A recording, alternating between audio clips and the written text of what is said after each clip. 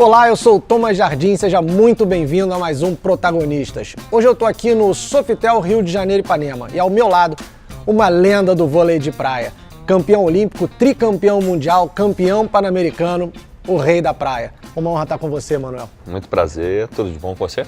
Tudo ótimo. Diz uma coisa pra mim, Manuel, o que é ser um protagonista? Protagonista eu acredito que seja a pessoa que fez algo especial ou continua fazendo, marcando o nome dele, fazendo coisas especiais. Para mim essa é a teoria do que é ser um protagonista. Agora vamos viajar quase 30 anos no tempo, Praia de Caiobá. Lá você praticava um esporte que ainda não era um esporte, o vôlei de praia. O que as pessoas falavam para você? Nessa época, lá em Caiobá, era uma diversão para mim, era uma reunião de amigos, estar próximo de fazer um esporte que eu já fazia na quadra, jogava vôlei de quadra, jogava com meus amigos, jogava no time do Curitibano, e todo final de semana a gente ia somente para fazer uma diversão na praia. A gente pegava um ônibus 2 horas e descia para a praia, ficava lá 2 dias só jogando voleibol e voltava super cansado, mas feliz por estar fazendo uma coisa diferente, porque naquela época realmente o vôlei de praia não existia. Agora o tempo passou. Hoje você é um membro do Hall da Fama, ninguém ganhou tanto quanto você na areia, o seu nome se confunde com a história do vôlei de praia. Como é que você define a sua importância para a modalidade? Realmente eu tive muita sorte de participar de um esporte que estava iniciando.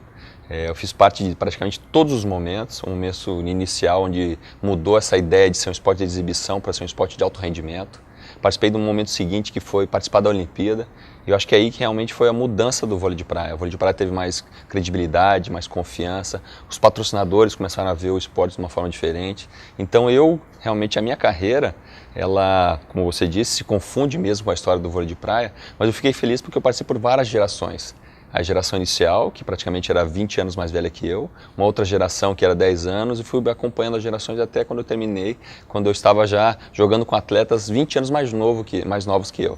Então, realmente, a história do vôlei de praia, comigo e com a história olímpica, a história de Pan-Americanos, foi uma história muito rica, que hoje a gente pode contar essa história e dizer que o vôlei de praia é um dos esportes mais assim, bem-sucedidos olímpicos e bem assim, construído a respeito do Brasil. E você falou em gerações diferentes. Quando você começou, você tinha um ídolo? Eu assim, no esporte, você sempre tem que ter alguém a se espelhar. O meu grande exemplo era um americano chamado Kurt Kirelee. Ele realmente foi um super campeão no vôlei de quadra, foi bicampeão olímpico, né, em 84 e 88, e veio para a praia a partir dessa Olimpíada, para jogar a Olimpíada de 96 pelos Estados Unidos. Então eu me foquei muito nele, tentei aprender o que ele fazia de diferente. E quando você tem um exemplo desse, você tenta imitar muitas coisas. Acho que a postura dentro de quadra, a postura fora de quadra. Então, para qualquer atleta que queira ser bem sucedido no esporte, ele tem que ter um módulo, um modelo. E ele, para mim, foi esse modelo e fiquei feliz por poder chegar a ser campeão olímpico como ele foi. Você e o Ricardo formaram a melhor dupla do mundo. Como é que tudo isso começou e o que foi fundamental para que vocês ganhassem tudo como vocês ganharam? Acho que a primeira coisa para você formar uma dupla super vencedora é os dois atletas terem o mesmo objetivo e quererem fazer a diferença. Acho que quando eu formei a parceria com o Ricardo, ele tinha vindo de uma medalha de prata em 2000, ele estava muito sedento de fazer algo diferente, de ser campeão, e eu tinha vindo de 2 insucessos olímpicos. Então nosso grande foco, quando a gente formou a parceria, era montar uma dupla muito vitoriosa e chegar a ser campeão olímpica. Esse era o nosso objetivo central.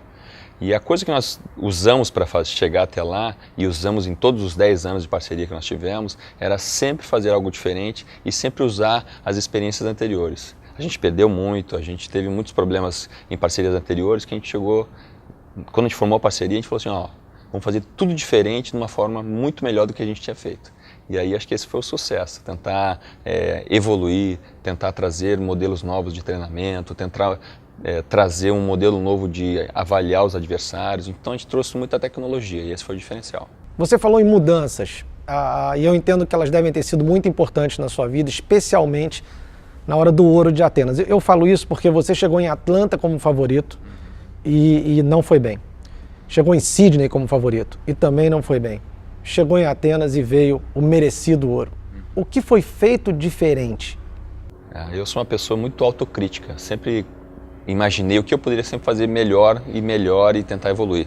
Então esses dois insucessos em Olimpíadas me trouxeram a visão do que eu não tinha que fazer e o que eu tinha que corrigir. Então para 2004 a gente fez uma organização muito melhor, um time mais coeso. Eu mesmo melhorei o meu treinamento psicológico, o que eu acreditava que fazia diferença no jogo de vôlei de praia. Então com um treinamento psicológico, um treinamento de saber entender o que acontecia com os adversários, fazer um treinamento físico diferenciado, isso faz com que você tenha confiança para conquistar. Confesso que em 2000 fiquei muito chateado, pensei até em parar de jogar depois da Olimpíada, porque realmente era um time favorito, eu e o Loyola, e a gente não foi bem. Mas acho que o poder de superação, o poder de motivação, de você trazer assim algo diferente na carreira, isso que me fez eu chegar em 2004 super preparado e ser campeão olímpico. Qual foi a maior homenagem que você já recebeu? Na minha carreira foram muitas coisas interessantes que eu participei, que eu recebi, mas além da medalha de ouro olímpica, você ser considerado o melhor atleta do Paraná, que é o estado que eu disputei, ser considerado o melhor atleta de Curitiba, ser considerado o melhor Hall da Fama, um dos melhores atletas mundiais, esses três acho que são, assim, para mim, super importantes na minha carreira. Ser valorizado na cidade que eu nasci, ser valorizado no estado que eu representei e valorizar o meu trabalho a nível mundial. Esses acho que são os três, assim, títulos que são memoráveis na minha carreira. E a estátua em Roma? Pois é. Homenagem pouco comum. É pouco comum ter uma estátua. Realmente me surpreendi quando recebi essa homenagem também, né, de ser petrificado ou ser solidificado com os resultados que eu tive. Isso foi no Mundial em 2011, quando eu jogava ainda com o Alisson. E eu estava num momento super supremo da minha carreira. Então, quando você recebe uma homenagem dessa, você imagina tudo que você fez pelo esporte e o que você vai deixar de legado. Então, acho que perenizou muita coisa. Eu acredito que muitas pessoas ou atletas começaram a jogar por causa dos exemplos que eu deixei. Vamos voltar ao ouro de Atenas. Como ficou a vida depois do ouro? Você sabe que você ser campeão olímpico é algo mágico, algo importante, mas significa que o trabalho foi muito bem feito. Com certeza. E eu acredito que um campeão olímpico, ele deixa um legado muito mais de respeito e de motivação para as pessoas. E quando eu estava naquele pódio ali junto com o Ricardo, eu imaginei, agora, a partir desse momento, eu tenho uma responsabilidade muito grande com os próximos jogadores que vão jogar vôlei de praia no Brasil. Então eu acredito que você ser campeão olímpico é você trazer uma responsabilidade muito grande para você, para o esporte que você pratica e para as pessoas que gostam de lazer, que é o vôlei de praia. Uma última pergunta sobre Atenas. Você costuma ser bastante comedido com as suas palavras, mas antes de Atenas, você deu uma entrevista na TV e falou: o ouro é meu, outro resultado não serve. Da onde vinha essa confiança? Isso foi numa entrevista, né, durante o programa, eu realmente falei isso. Falei que eu ia para o ouro agora, porque nas outras vezes não tinha trazido, mas a confiança veio do trabalho. Eu acredito que quando você pensa em Olimpíada, você não pensa só no ano olímpico ou no campeonato olímpico somente. Você pensa em tudo que você construiu em 4 anos. E aqueles 4 anos de construção para Atenas foram importantíssimos para me dar confiança e dizer, olha, eu tenho a capacidade agora de ser campeão olímpico. Você jogou vôlei e muito. Sua mulher, a Leila, sua esposa também. O Matheus, seu filho mais velho, joga vôlei. Qual é a chance do Lucas, seu filho caçula, ser dentista, arquiteto ou biólogo, por exemplo? Eu acho que, pelo que eu vejo, assim, pelo que ele gosta de esporte, ele também vai ter a continuidade. Eu e a Leila somos uma família realmente de olímpicos, nós temos 5 medalhas olímpicas em casa, a gente respira esporte, a gente gosta de ser esportista, a gente gosta de passar essa imagem, é muita saúde. E o Lucas, né, tá com 6 anos agora, tá começando a entender o que é o esporte, o que é você trocar experiência com os colegas na escola. Então, para mim, se ele for esportista, eu vou ficar muito orgulhoso, porque eu e a Leila, nós passamos essa experiência de aprender com os valores do esporte e eu acho importantíssimo uma criança ou um adolescente aprender tudo que a gente pode através do esporte. Pouca gente conhece, pouca gente sabe dessa história, mas antes de Atenas, vocês viveram um drama, você e o Ricardo. Vocês quase ficaram fora dos jogos. Semanas antes dos jogos, ele estava andando de muleta por causa de uma lesão séria no tornozelo. Me fala um pouco mais, ou seja, o que passou pela cabeça de vocês naquele momento?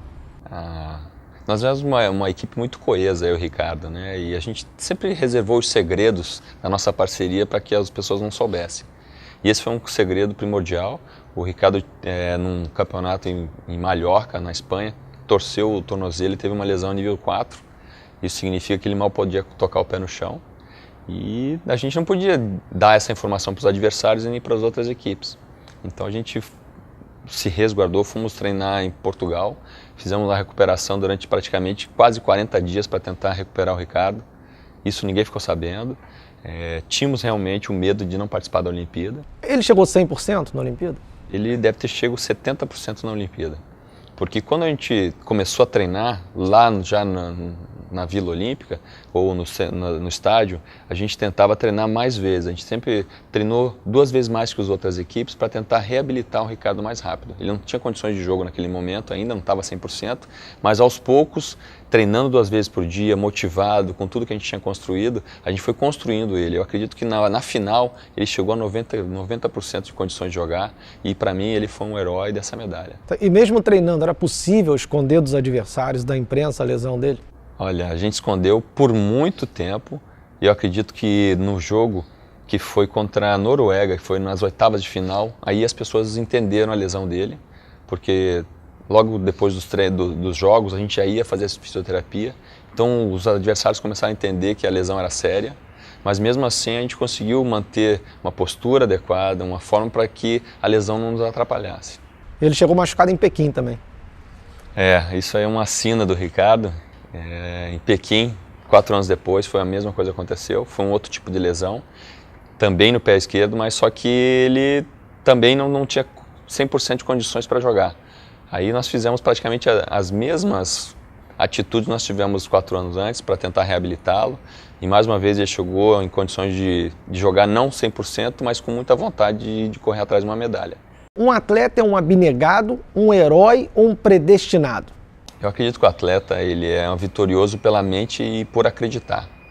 Eu acredito que o atleta ele tem fé antes de qualquer coisa. Ele tem que acreditar que vai construir algo. Muitas vezes quando você está treinando, você tem que ter fé que você vai chegar no campeonato muito bem para ser campeão. Então o que eu acredito do atleta é que ele tem muito mais coragem de lutar por uma coisa que não existe e tentar construir através dos treinamentos. E aí as pessoas que estão em volta, que são os técnicos, são os familiares, eles vão compondo esse fato de acreditar. E quando você tem pessoas boas do seu lado, essa fé e essa crença que vai dar tudo certo sempre aumenta. Então eu acredito que o atleta, além de ser um atleta super motivado, super preparado para acreditar, ele tem a capacidade de enxergar onde os outros não veem. Depois de 2 Olimpíadas que você não foi tão bem, qual foi a sensação, o que passou pela sua cabeça e do Ricardo antes da final em Atenas? Antes de uma final olímpica, passava muita coisa na cabeça. E nessa hora eu perguntei para o Ricardo, porque ele já tinha participado de uma final olímpica, qual o sentimento? E ele falou assim, olha, Manuel, é o momento que você se concentra somente naquela partida. Você não pode pensar em outras coisas. E eu fui com isso na minha cabeça. Eu tentei tirar o sentimento de perdas, que foi das oportunidades anteriores, tentar imaginar e lembrar todos os momentos que nós fizemos finais e tentar manter assim o corpo acreditando que a gente poderia ser campeão olímpico. E eu confesso que essa experiência que o Ricardo teve de me passar essa visão de só olhar para a final foi muito importante para eu chegar e simplesmente jogar o meu melhor naquele momento.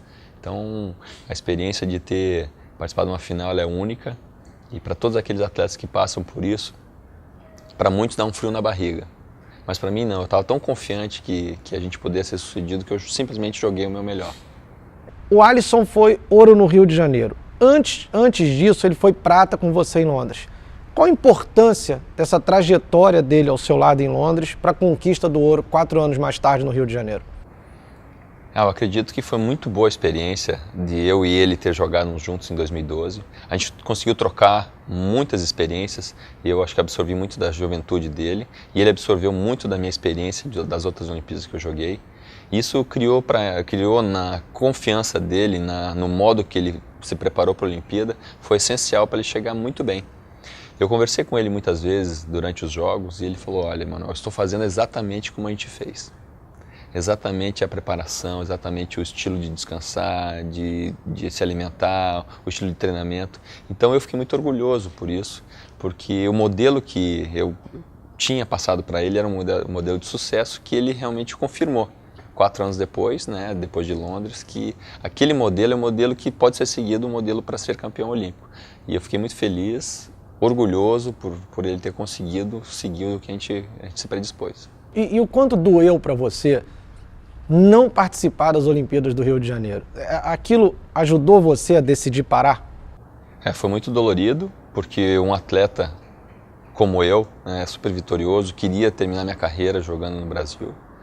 Houve algumas coisas que aconteceram, né, mudança de sistema de classificação, houve uma imposição da confederação no modelo de indicação das duplas, mas chega no final de tudo isso, eu posso dizer que eu acho que o meu dever foi cumprido. Eu cheguei numa condição de maturidade, de saber que tem certos momentos que a gente tem que se retirar. Lógico que essa decisão de não jogar na Olimpíada fiquei triste, mas acelerou o processo do meu abandono das quadras, com certeza. E o dia do último apito? Como foi ouvir aquele apito que determinava o fim da sua fantástica carreira?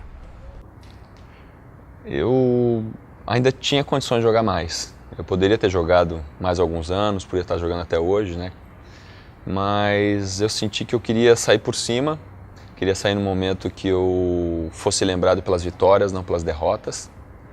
Então essa foi, acho que, a maior decisão que eu tive na minha vida, né? Mesmo com condições de continuar representando o Brasil, decidi parar, decidi ser um exemplo de como iniciar uma carreira de sucesso e terminá-la. Escolhi ser comentarista na Olimpíada no Brasil, uma coisa única que praticamente talvez nem exista mais a possibilidade de alguém ser comentarista de vôlei de praia no nosso país. Então isso é um legado que eu também deixei para mim mesmo, deixei na minha história. E o que é mais importante é que eu fiquei satisfeito com os 25 anos de carreira que eu tive. Acho que eu parei na hora certa.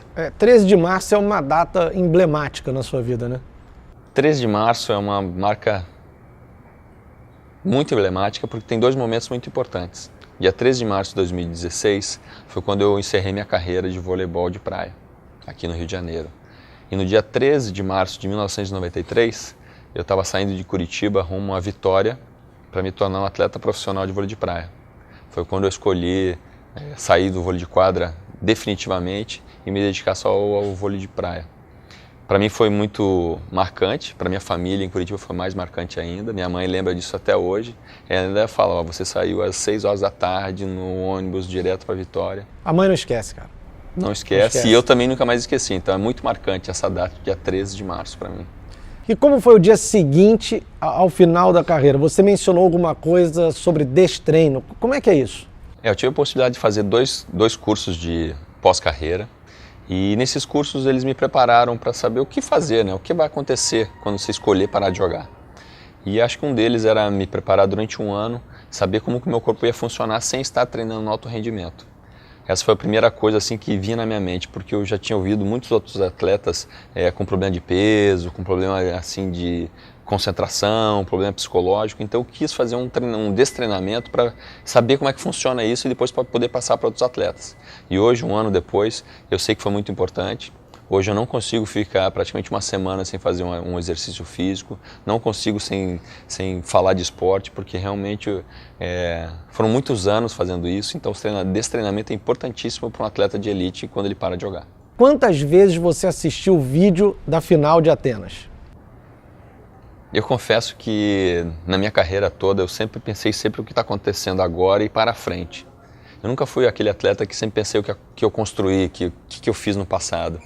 Então a Olimpíada de 2004 ela foi muito marcante na minha carreira, foi o melhor momento, foi o melhor treinamento, foi a melhor preparação, mas eu só vim assistir a última vez só a partir de 2012, perto da Olimpíada de 2012, porque ali eu precisava captar um pouquinho mais desses fluidos positivos. Então acho que eu fiquei quase aí uns 8 anos sem assistir essas finais olímpicas, mas quando eu assisti foi super emocionante. Porque eu sentia no meu semblante jogando, no semblante do Ricardo, uma tranquilidade que eu consegui trazer para o final da minha carreira. Então foi assim, foi um tempo sem assistir as finais, mas que valeram a pena na hora que eu assisti. Em Londres você foi prata. Essa final você nunca assistiu. Por quê? A final de Londres, na Olimpíada, eu nunca assisti e pretendo não assistir. Porque foi muito marcante, a gente perdeu de 2-1 16, 14, num ponto no final que eu acredito que foi um ponto merecido para nós, não para os alemães na época. Então eu não preciso mais assistir esse jogo, eu já sei exatamente os sentimentos que eu tenho. Vou deixar guardado para a história esse jogo aí. Me fala um pouco sobre o projeto Leões do Vôlei. Hoje em dia o Leões do Vôlei é um projeto de super sucesso, é um projeto de integração social, onde o Instituto leva para crianças da rede municipal de Curitiba a oportunidade de aprender um pouco dos valores do esporte. São crianças que no contraturno escolar jogam mini-vôlei, onde o Instituto capacita os próprios profissionais da rede municipal, os professores de educação física. Então é uma oportunidade também para os professores de educação física também terem a possibilidade de ministrar vôlei. E está completando agora 10 anos de existência. Já passaram mais de 8 mil crianças e atletas. A gente chama de alunos atletas, não? Alunos atletas. Hoje em dia a gente tem 16 núcleos espalhados por Curitiba toda e uma outra cidade chamada Fazenda Rio Grande, onde eu tenho o imenso prazer de contribuir com a vida das pessoas para que eles tenham a oportunidade de serem pessoas melhores. Deve ser um sentimento espetacular, né? É muito mais que um sentimento espetacular, Thomas. É a realização pessoal. Porque quando a gente é esportista, a gente vê o esporte como uma coisa muito para nós. E depois que você vai tendo títulos, você vai conquistando muitas coisas, você vai vendo que as pessoas são carentes de oportunidades. E acho que esse instituto, né, o Leões do Vôlei, ele faz com que pessoas tenham oportunidade de ser diferentes. E é isso que eu quero, essa é a proposta principal do projeto. Mudar a vida dessas pessoas é a sua maior conquista? Maior conquista legítima. Eu lembro no início, no primeiro ano, em 2008, os alunos, atletas, eles ficavam muito estáticos, não se movimentavam, nem falavam, não queriam nem se comunicar. Com 5 anos de existência já estavam comunicativos, já estavam muito mais independentes, já estavam discutindo as regras do jogo e agora, 10 anos depois, são mais de 8 mil crianças que são pessoas diferentes, que mudaram a vida deles, que mudaram a vida da família, eram locais de áreas de risco social, mudaram um pouquinho a influência das drogas, a influência de bandidagem em volta, porque o esporte tem esse poder. E eu acredito que eu fiz um pouquinho de diferença na vida dessas pessoas. E a gente torce para que todo campeão olímpico tenha uma iniciativa parecida como essa. Emanuel, vou te pedir um autógrafo, você, por favor. Com certeza. Com certeza, porque além de marcar a história, a gente tem que fazer a vida das pessoas diferente. Então fica aqui a minha contribuição. Valeu, Emanuel. Quem quiser ganhar essa bola autografada por um campeão olímpico, dá um pulo amanhã lá no nosso Face, a gente vai explicar como fazer para participar desse sorteio. Emanuel, uma honra conversar com você. Parabéns pela sua carreira fantástica e todo o sucesso do mundo nessa nova etapa da sua vida. Muito obrigado. Prazer, e eu que desejo muita sorte ao programa Protagonistas, que eu acredito que tem muitas pessoas boas no Brasil. Valeu. Te entrevistar já vai trazer com toda certeza muitas coisas boas para nós. Valeu. E você curtiu nossa entrevista? Se inscreva no canal, compartilhe com os amigos e curta nossas redes sociais. Até a próxima semana. Um grande abraço.